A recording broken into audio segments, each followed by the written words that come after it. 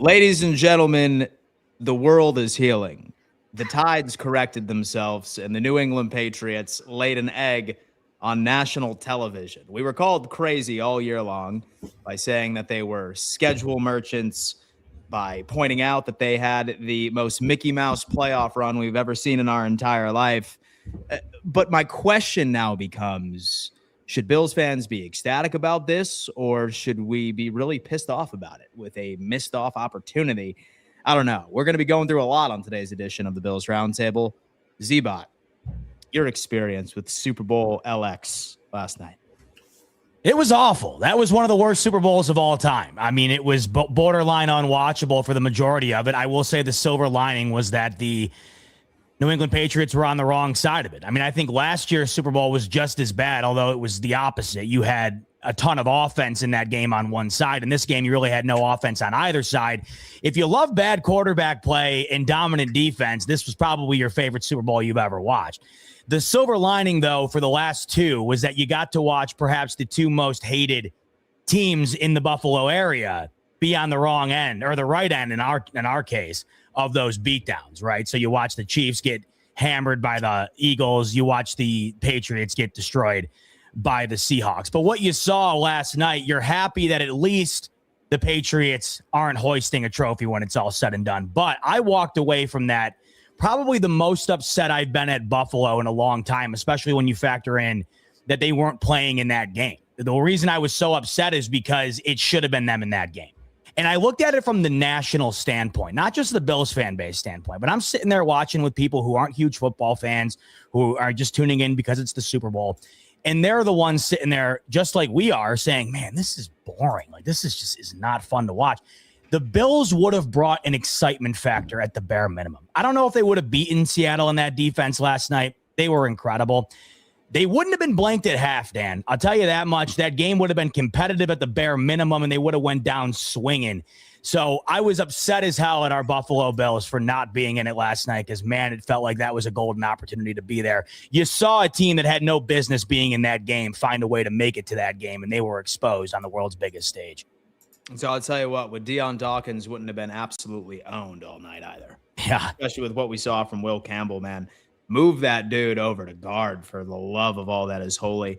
But Z-Bot, I'd probably agree with you there. I think if Buffalo were to be in that game, I think it would have been a hell of a lot more competitive. I do think that our offensive line probably would have matched up a bit better against that pass rush than New England was putting out on the field. And I also think that Josh Allen would have been able to make more plays than Drake May.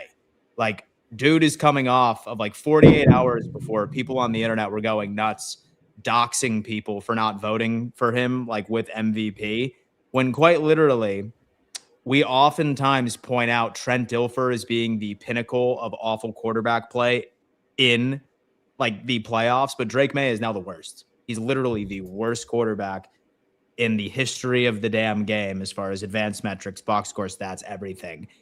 And I agree, man. I feel something weird in the pit of my stomach. Kev, talk me off a ledge, or should I feel this way? It's crazy because I don't think that, you see Josh Allen crying, you see Terry Pagula making a move off of the loss, and this is why. Like, the game last night is probably why. It looked emotional at the time, but the Bills were unable to get over the hump no matter the conditions, no matter if it was the Chiefs, no matter if you were home against the Bengals, no matter if you were on the road against an inferior, and I'm going to call them an inferior opponent in the Broncos. Ultimately, they weren't able to get it done in any of these situations for a magnitude of reasons. And you see last night the ramifications of that. And I thought Terry Pagula had to make a move. Ultimately, I think the Bills win last night. I really do feel that way. I do think they would have. You do not get that version to what Z-Bot was saying.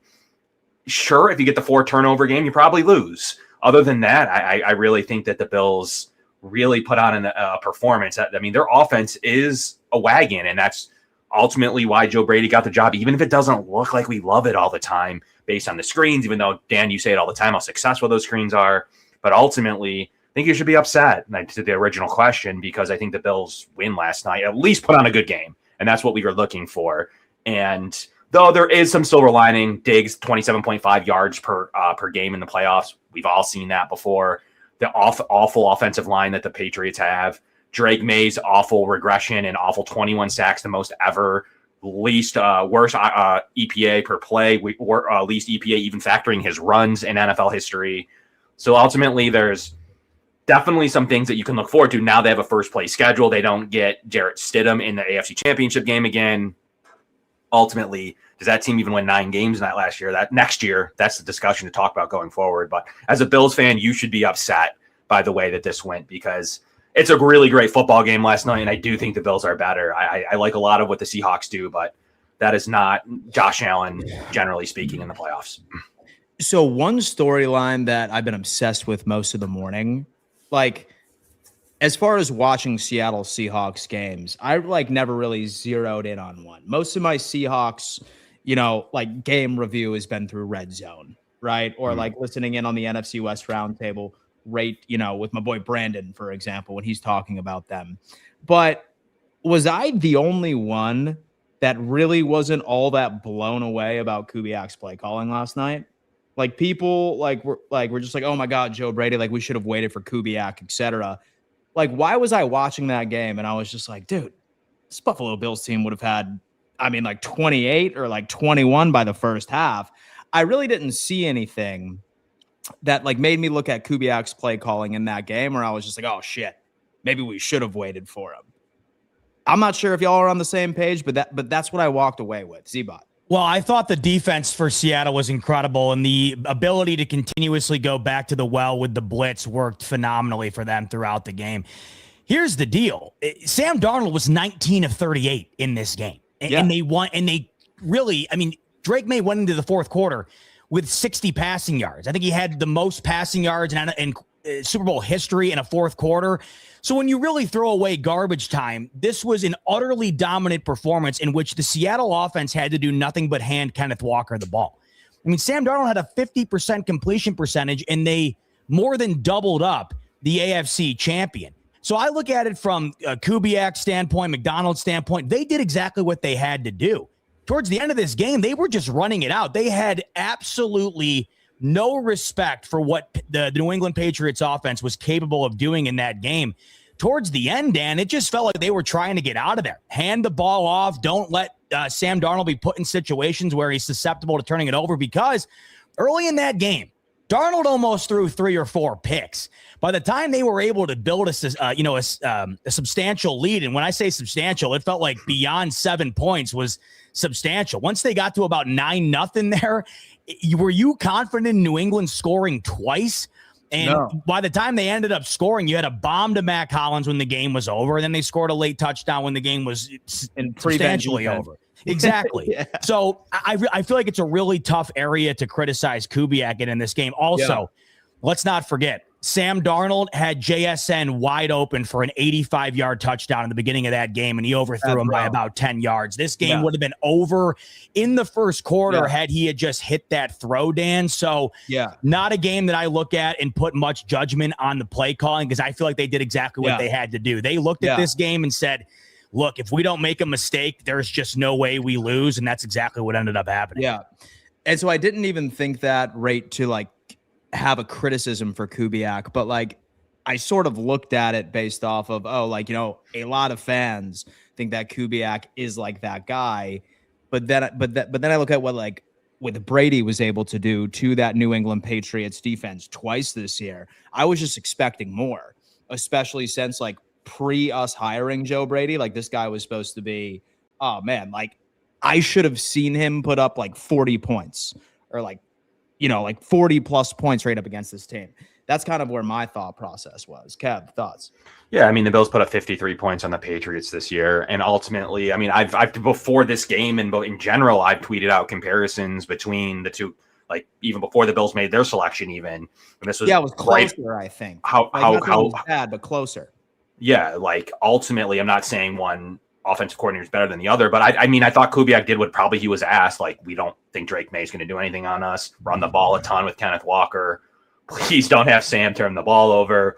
That was probably the discussion. I don't think he had his greatest game, but he didn't need to.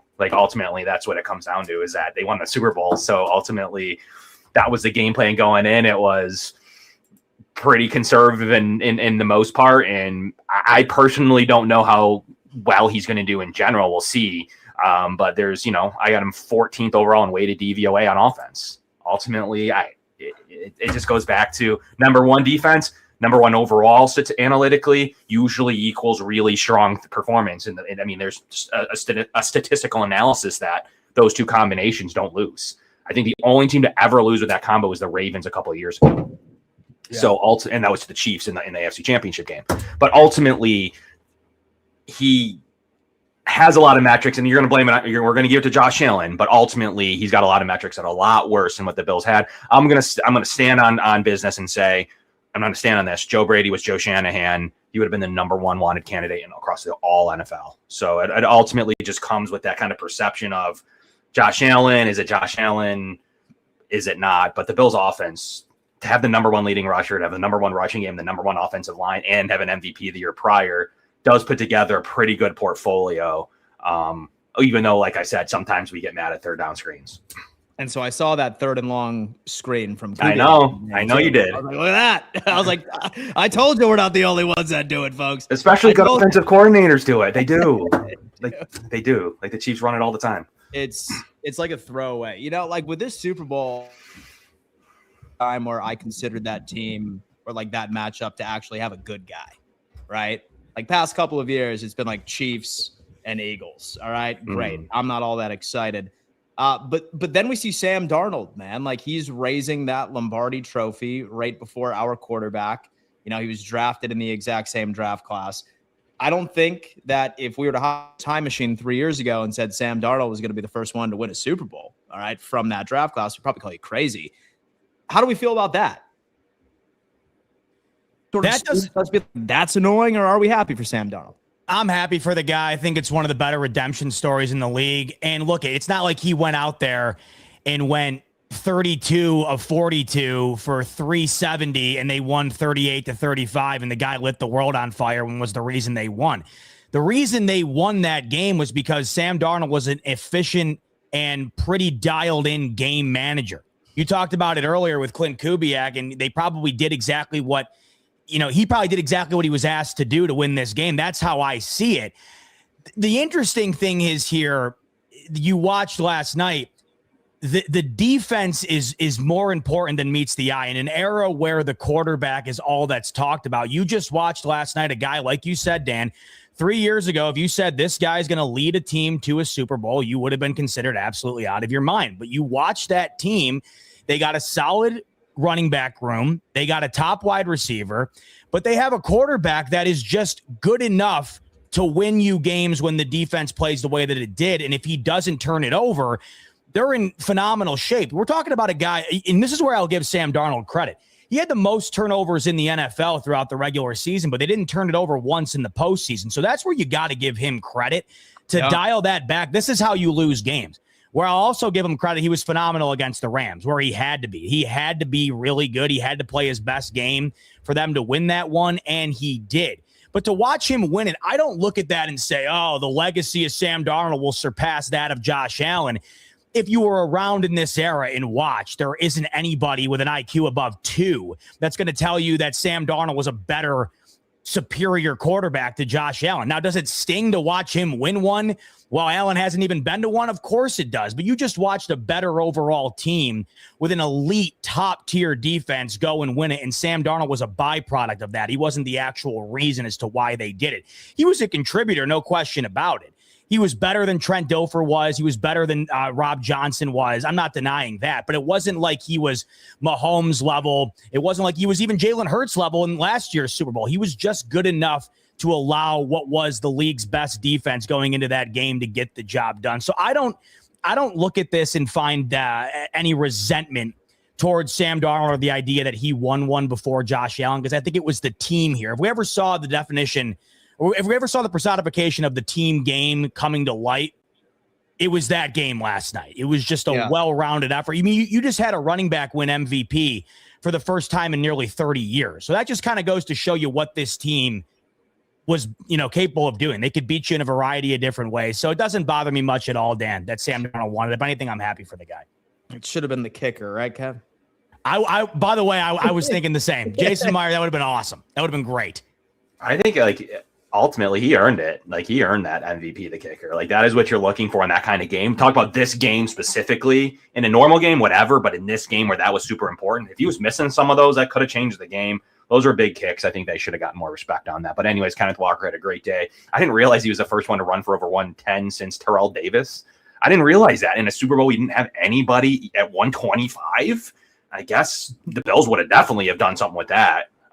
In my opinion, they would have worked James Cook a lot in the Super Bowl. But if you look at this specific path for Sam Darnold, we forget that in 2022, he was paired with Baker Mayfield on the Carolina Panthers. What a room. Like you had two top 15, top 20 quarterbacks on your roster, and you still had a losing record. That's wild, and that goes to coaching. Sam Darnold was awful in Carolina. He really was. He could have rebirthed his career then. He was really bad.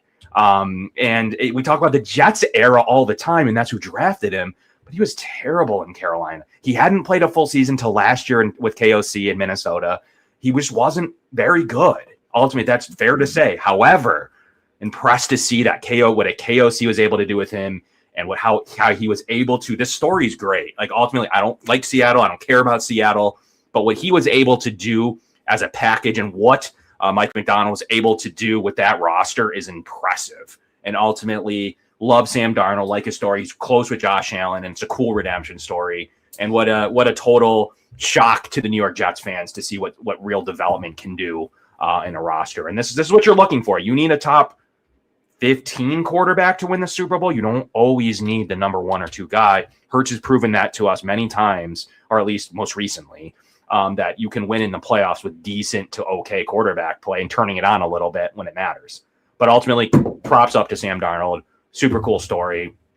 Failed in multiple locations. He was in San Francisco. Most people don't even remember that one. But cool. It's a cool story. And props to him for being the first 2018 quarterback. Ultimately, I don't really care about that, but it's good for him. I think it's impressive, and that's what the sport's about. That linking the two together is super important.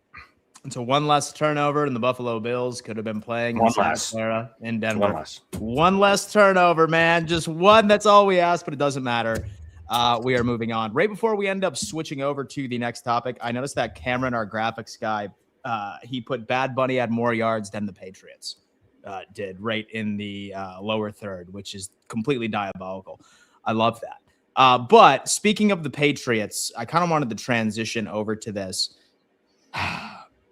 Should we crown the Patriots as a team that is going to be a threat to us in the AFC East? Or was last night and their playoff performance enough to make you feel better about Buffalo being able to reclaim the AFC East next year? We were trolling them a lot for their ease of schedule. With Drake May looked awful in the playoffs against quality defenses. And when you literally look up every single team that they played, the majority of the teams they played fired their coach that next offseason, or they had some crazy storyline where they had to play some backup QB in very favorable situations. I'm not sure about you guys, but as far as this Patriots squad, I know free agency hasn't happened yet or the draft. I'm not sweating. I think Buffalo takes the AFC East next year. And I'm not even entirely convinced with the first place schedule that this New England Patriots team is going to make the playoffs or let alone win more than 8 games next year. Kevin, thoughts? Yeah, we started the top of the hour, the top of the show with this top kind of like getting into it a little bit. And I mean, I'm a man of the numbers, 32nd schedule, one of the worst ever in NFL history. It doesn't ever work out for you in the Super Bowl. I think only once with this kind of schedule has that Super Bowl team ever won. I think they were the 5th best team in AFC this year. I think that they played 2 of the teams they were better than ultimately. And then they played the other one in Denver, in my opinion. They played without a quarterback, and Houston didn't have an offense in general. No Nico Collins. LA shouldn't have even made the playoffs. But after this huge AFC race, there really wasn't a 7 seed anymore. I mean, it was a complete mess. I think that they have the possibility to fight for a wild card year in and year out, in my opinion. But I think they're going to go to make aggressive moves. And as we've seen in the past, like with the Dolphins and other teams after playoff performances, it can kill you. I just don't think they have. I mean, nothing there really jumps out to me that I'm good signing in Milton Williams. Their O-line's a mess. What happens with Diggs? Do they cut Diggs? Diggs should be cut. I'm just not scared. I'm honestly not scared. Like you said, I think it's a wild card team right now. Will they even make the playoffs? That's another discussion, but I'm not scared of them. And I think the Bills now they're playing Seattle again. They're running back Jacksonville, who I thought was the other best AFC team. I mean, their schedule is significantly harder, and we can finally play some apples to apples football in 2026. It's just, and so I look at the team, and for some reason, it just reminds me, and this is me speaking way too soon, but it just reminds me of what happened to the Cincinnati Bengals after they ended up making it to the Super Bowl, like year 2 with Joe Burrow. Joe Burrow's way better, though. That's the difference. Yeah. I just have a feeling that that's their future. Z-Bot, did you lose a lot of respect for the Patriots, and do you fear them for potentially taking the AFC East again next year? Well, to that point, Joe Burrow significantly better than Drake May, but the New England Patriots organization significantly better than that of the Cincinnati Bengals. So that's where I feel like we can't make that comparison just yet. Robert Kraft's going to be willing to spend some coin, and they got coin to spend. They're near the top 10 in available cap space. You got Drake May on that rookie deal. I have a ton of respect for Mike Vrabel for what you were able to do. And this is at the end of the day. Look, easiest schedule of all time? Sure. A cakewalk to the Super Bowl? Sure. Did they get it done, though? Did they win the AFC and go to the Super Bowl off of a rebuild? Well, the Bills are nearly a decade into the Josh Allen experiment and have not gotten to one. That's the truth, yes. And you got to give credit. I mean, listen, I understand the semantics as to how they did it. Yeah, awfully favorable, but they did it nonetheless. The Bills had the Broncos in overtime, and they could not get there, right? So I do give them credit. Here's how I view New England, though. I never viewed them the way that I feel like those in Massachusetts are viewing them currently, where it's the Dynasty 2.0. They're lucky they get back to where they were last night. That's how I see it. Now, to that point, are they going to be a threat to Buffalo for the next decade plus? And are they going to be vying for that division and, of course, vying for a playoff appearance every year? Absolutely. That team to me is only going to get better. I don't think the offensive talent they had this year was that good at all. Now, were they able to overcome that because of the defense they had and the schedule that they played? I believe so, but they're only going to get better on that side of the ball. And Drake May, I have to imagine, is only going to get better as well. I think it's unfair that in year 2, he played very well and is now considered to be an MVP caliber quarterback because he came a vote shy of Matt Stafford. In no world, in my opinion, was he 1 vote shy of Matt Stafford this year in terms of quarterback play out on the field. I just never viewed him as the threat that I view Matt Stafford to be or other MVP caliber quarterbacks. With that said, however, the guy is in year 2 and he's a damn good quarterback at that. So I feel like there's an unfair sort of weighted perspective on Drake May right now because you go to the Super Bowl in year 2 and you're a vote shy of the MVP in year 2, where it felt like they were in a very advantageous spot to do that. They don't scare me if I'm Buffalo. When I look at the Chiefs throughout the last several years going into this year, is that a team that scares you? Of course. You've been given all the reason in the world to be scared of the Kansas City Chiefs. This is 1 year. And like Kevin was saying, we're going to see a schedule with the New England Patriots this upcoming year that will allow us to determine whether or not this is going to be the New England Patriots moving forward, where they're going to be dominant and they're going to be at the top of the AFC East, not just vying for a playoff spot, but vying for a Super Bowl appearance yet again, year in and year out. They are a threat, absolutely. But are they this team that I look at to be the next dynasty or the team that's going to completely take over the AFC and be the team to beat in the AFC? I'll believe that when I see it. And what I mean by that is I got to see another year like this year before I start putting that in ink. But I'll give them credit. They're definitely a team right now that the Bills have to look over their shoulder at for the foreseeable future. And so do y'all think that Diggs will be back in New England next year? Or no? You think 20 million cap savings? I don't.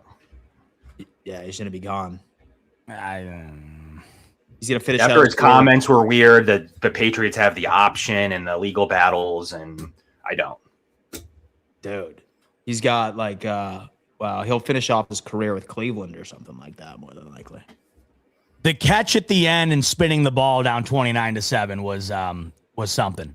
It was a choice. Y'all peeped that like interview we had too. Was sitting right next to the guy. So like when he was asking about his message to Bills fans, y'all see that? Mm-hmm. I saw that one. It was awfully positive. Yeah, but like sort of backhanded, I thought. Yeah. And so you didn't think that? Here's how I viewed that. I would probably approach. Look, he leaves and goes to a Super Bowl instantly. Like I feel like I would have looked at that and probably have approached it the exact same way. Whether you're Diggs or not, that's probably the way I would have approached it too. Give him credit. He wound up going and doing what they tried to do in Buffalo for years. It wound up coming up with the same result as it did in Buffalo. But I don't fault him much for that. But I just think that you look at their situation and they have got to get better. Much like Buffalo, they have got to get better in the weaponry department. And I think that's what you'll see this offseason with the money they have to spend. And if 20 million is really the savings they do accrue with moving off of him, I don't see how you don't move down that lane. And so that whole storyline of him just not showing up in the playoffs, like you could maybe like give him the excuse for a couple of games and stuff where like he like was just not getting targets, but it's quite literally every single game, like since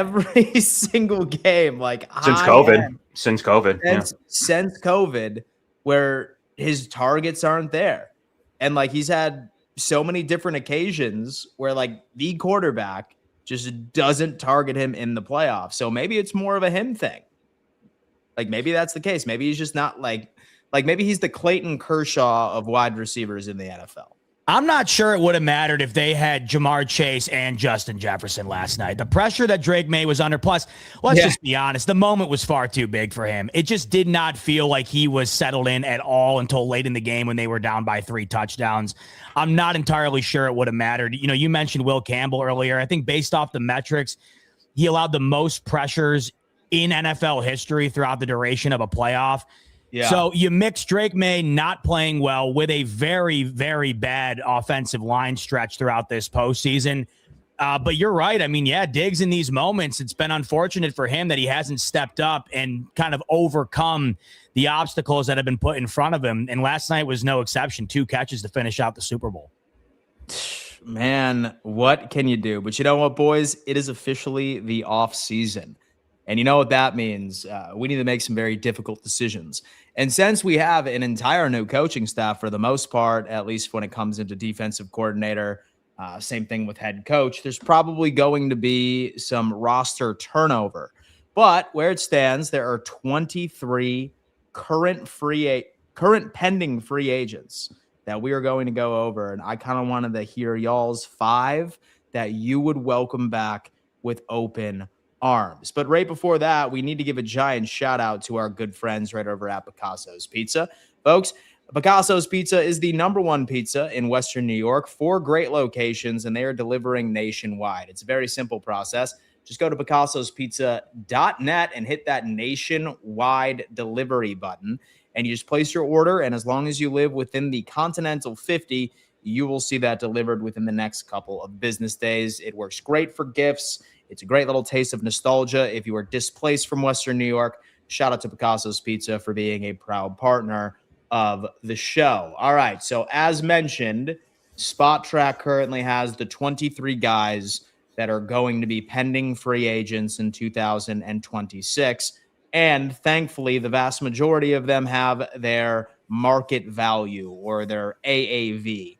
Now, I have been playing with that stick to the model like website, and I have seen that Buffalo can create quite a bit of money if they restructure a couple guys and they walk away from somebody particularly. My thought process is this as far as guys that I would welcome back with open arms. #1 is Connor McGovern, center. And so I know a lot of people are optimistic that Cedric Van Pran-Granger could ideally step in.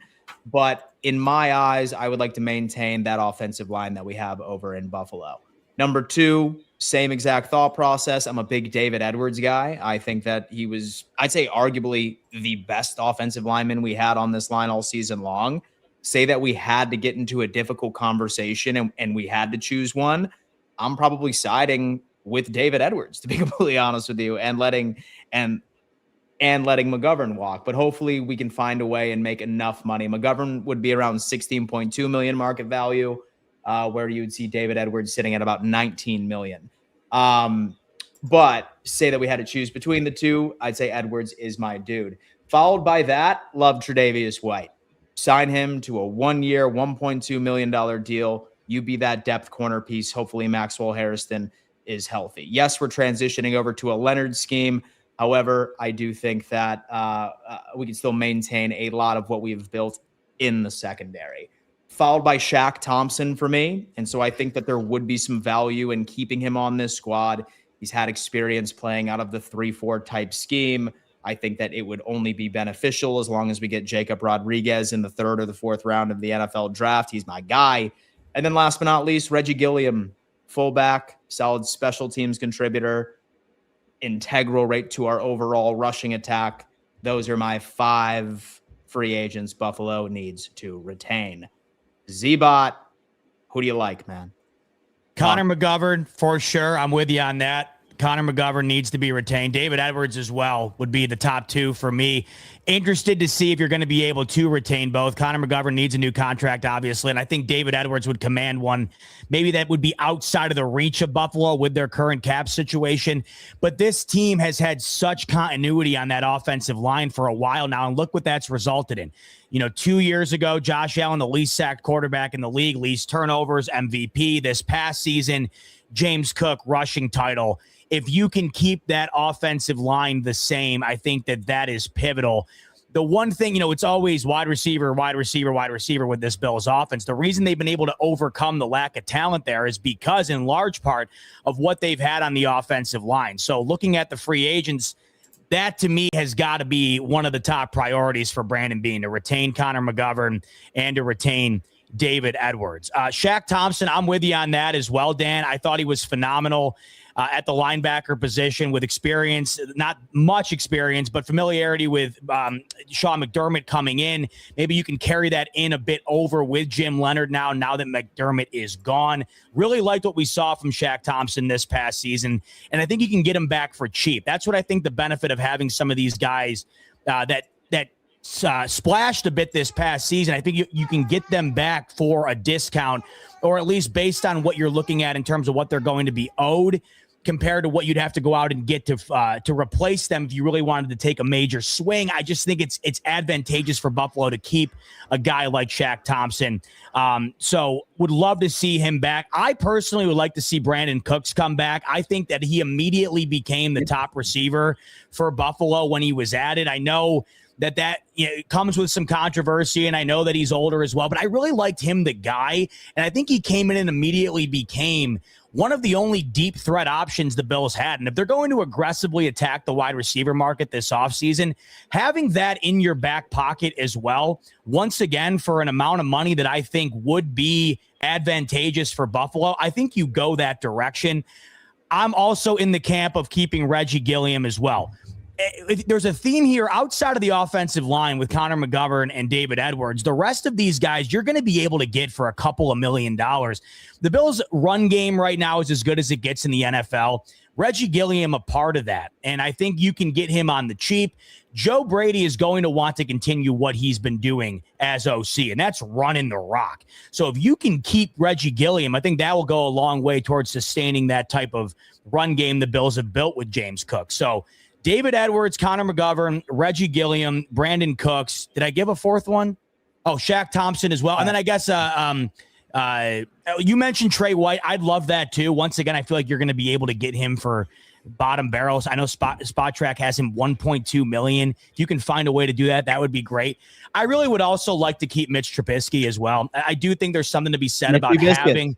Yeah, I just do think there's something to be said about having that carryover with the backup position. Josh Allen suffered a ton of different injuries last year and was able to play through them, and now you see him in a boot.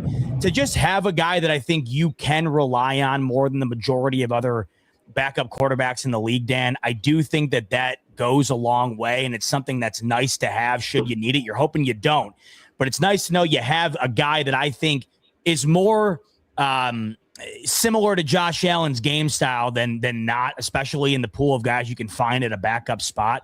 So he would be kind of my my outside looking in type guy that I'd love to keep should they be able to do it. Beautiful. Kev, some names that we didn't mention that you would like to retain. Yeah, I'll go a different direction. I go agree with both of you on McGovern. I don't think you can turn over the center and just totally envision SVPG being as good. the transition plan's there, but like ultimately you don't know. I think it's too risky, and I think Josh Allen will have something to say with as long as the price is right. And one thing I wanted to mention that some of those mock simulators don't overly do except over the cap, it's void years. You can utilize those void years until 311. McGovern has some, Joey Bosa has some, and Matt Milano has some. So ultimately, you can manipulate the cap with those and keep the player. So I think that, I mean, Connor McGovern, if you let him walk, you lose about $5 million. Might as well use the void years, see if you can work out a deal and keep the player. You're going to owe $5 to $6 million on the cap anyways for him. So you might as well try to keep the player. So that one I agree with. Brandon Cooks, I also agree with. Makes a lot of sense to bring him back to $1 to $2 million deal, 4th, 5th receiver. They seem to have good chemistry, and Shaq Thompson as well. We'll see. He said he can play in any defense. I think that's McDermott not playing or not coaching this season. I think it could make sense for Bean to bring him back, but we'll see what happens. Those are my 3 initials. But I'm going to go with Matt Milano as my 4th, but don't kill me because I think he's a good fit in the new style of aggressive defense. He's a fantastic blitzer. He's a fantastic read and react kind of guy. And I think you kind of mitigate some of his negatives too in this defense. Now, more importantly than all of that is the fact that you can actually save money against your cap. If you let him go, you owe $11 million on dead cap space in a void year. You can save him and structure a $3 or $4 million deal this year and actually only pay $7 or $8 million on the cap. So ultimately, he's gone and you pay 11, or you keep him and you pay 7 or 8. I take the $3 million and the player. If he doesn't end up working out, then fine. That is a swan song. If he ends up working out, maybe you bring him back for one final year or something along those lines. But right now, I think that ultimately that's one that we're not talking about enough that could stay here, especially knowing that way that the deal is structured in terms of that. And my last one's going to be Joey Bosa. Same thing. Oh. You actually can save $9 million on dead cap space by signing him. I think that they have 4 void years in there. Brandon Bean didn't do that for fun. He did that there is a possible extension where take care of Milano. And I know a lot of people are like, well, Joey Bosa did what he did. I think he can play in this defense as well. Leave the draft to the draft and go with different positions. I really like them. And do we see a Taron Johnson switch to safety rather than a cut? I don't think you need to create holes right now. And ultimately, I think that you're going to be able to make some solid linebacker additions, some solid D-line additions, but you actually can keep the players and save a bunch of money. I can add Milano and Bosa onto this team and actually save $3 million in cap space. Well, dude, so when it comes into trade market for wide receivers, I know a lot of people want Justin Jefferson to work out. If that does, I will be the happiest Bills fan on the face of the planet. Very expensive. But do you know one name that I really want? Something that would not cost us a lot of money. Something I think that wouldn't really hurt us that much. And I think that his game hasn't even gotten close to the ceiling based off of the quarterback that he's been playing. Guess who I'm thinking? Alec Pierce? Marvin Harrison Jr. from Arizona. I would welcome that with open arms on this team. I think on Spot Track, when I looked over it, I think it would only be about $4 million against our cap. Oh, sounds right. $4 million against their cap. I could be. And you have his receivers coach too now, and Drew Terrell. Yeah, I'm putting pieces together. Marvin Harrison would be interesting, and I think Kev brought up Christian Kirk in free agency, who would also be pretty cheap. Cooks comes back. You have Khalil Shakir, maybe Shavers. I think that is a perfect unit. I really do. What are you trading for Harrison? That's the kicker. What do you think they'll take? It's a brand new head coach. They have no idea who the quarterback is. I think that they're probably putting that at top priority. I'd be okay with a second. Okay. Second and a fourth. I'd be all right with that.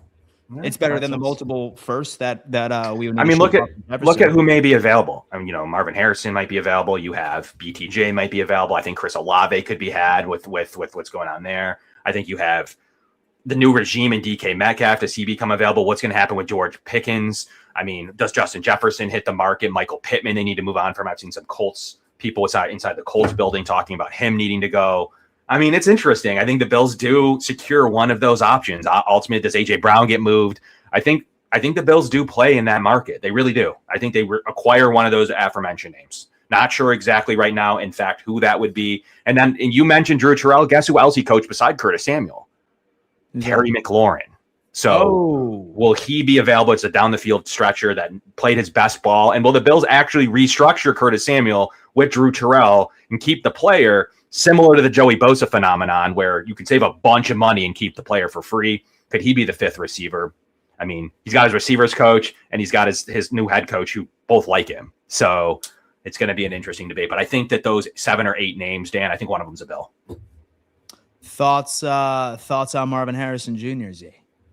Yeah, I mean, I'd be fine with it if that wasn't the splash move, right? I don't think you can rely on Marvin Harrison Jr. to be the guy. I just don't. I think, to your point, yes, Kyler Murray no longer going to be a Cardinal, very likely. It hasn't been the best quarterback play.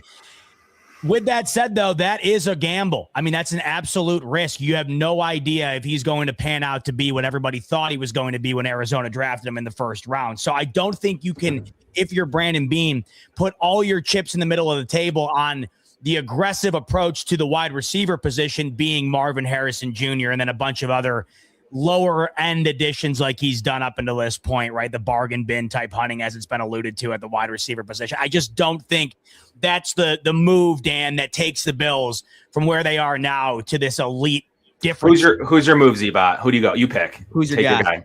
To me, it has to be one of those massive swings. Is that Justin Jefferson? I don't know. Would I absolutely go insane if it were? Yes. I just feel like anything other than that type of move is going to feel like it just isn't enough. I guess is where I'm at here. What about Olave? Would feel more. If Olave would feel bigger than Marvin Harrison Jr. I also do think the draft, it's an area that has to be utilized at this position as well, because I do think the ability to find a guy or two that can be on the cheap and contribute in a way that other guys have not on this team would be substantial. But I just feel like you have got to take a massive, massive swing. If that's Justin Jefferson, I mean, look at though, at the end of the day, if Marvin Harrison Jr. was the move, and then they also got a guy like Alec Pierce as well, then I would start to come around to the idea that there really are making substantial moves. I don't think that Marvin Harrison Jr. alone could be that move. I just don't think it's enough. So what about Christian Kirk with Marvin Harrison Jr.? I like Christian Kirk, but it just feels like we're getting to the point now where he's almost 30 years old as well. Yeah. So I feel like once again, it's a limited time span here. I don't know if you're going to be getting that maximum value that I think we're all looking for. Wouldn't hate it though. And so I feel like that wide receiver room would actually work with the everybody eats types mantra. Yeah. Right. Like because I think you do have legitimate contributors. Yeah, I agree with you. Yeah. Like you wouldn't be worried if we put all our eggs in one basket for Justin Jefferson. Guess what? He's out for 6 weeks and he's got a hammy. Shavers time, baby. Yeah, Right. So I don't know, man. A lot of things to discuss here. Tom Brady rings is coming in. Dan, give me a player the Patriots need. Sad days. Well, my friend, we will be talking a lot about draft prospects on this show this year. All right, guys. Bills Roundtable. As you have noticed, all right, we have been doing a lot of pre-recorded videos by Kevin. His recent one got 10,000 views, by the way. Yeah. Pre-records, baby. Pre-record. So that means that this show, for live stream purposes, is only going to be live on Mondays. It's the off season. We don't want to be yapping twice a week about nothing. We want to make sure we actually give you value on this show. So do us a favor, subscribe and turn on bell notifications. We enjoy chopping it up with you once a week. Once the season gets around, we'll get back into 2. But let's go around the table and say our goodbyes. Z-Bot, what do you got for the people, man? Thank God the season's officially over. I know we had to endure what that Super Bowl was. Luckily, the Patriots didn't end up coming out with the trophy. It would have just made it 10 times worse. It was already terrible that they got there. It really was sickening to have to watch that, but the better team won. Happy for Darnold and the Seahawks. And now, listen, this is with the offseason now officially beginning today. This is the official beginning of the new era of the Buffalo Bills. You have a completely new staff, essentially, and you got a new stadium, right? I mean, this is a completely new wave we're about to embark on here. We're hearing about the idea of Brandon Beane supposedly being very aggressive here. What is that going to look like? I'm looking forward to this offseason. It starts today, and I can't wait to dive into it as the months go on here. What about you, Kev? What do you got? Stay tuned for the pre-records. I love going live on Monday. We appreciate everybody chatting in. Let us know if there's any pre-record topics you want us to cover. That's always something I enjoy doing. But I do think the Bills are on the precipice of making a big move. I really feel it. Check out our last pre-record. It'll go over some of the names. I do think that McDermott could have seen a different style than his general manager, who was right, who was wrong, who wanted this, who wanted that. We'll never really know. But I do think that Beane is inherently aggressive, and I think that one of these moves will happen soon. Will he go and re-engage with Jalen Waddle? I don't think he'll be an in-division trade, but I think that there's a move to be made, and it's going to be as high-level of a receiver as he can get, and that's my opinion. I think he'll also, to Z-Bot's point, supplement it with a free agent. But stay tuned to our pre-records, and excited to be live on Mondays right here, and smash the like button. Smash the like button, baby. You already know the drill. Folks, we appreciate you as always, and go Bills.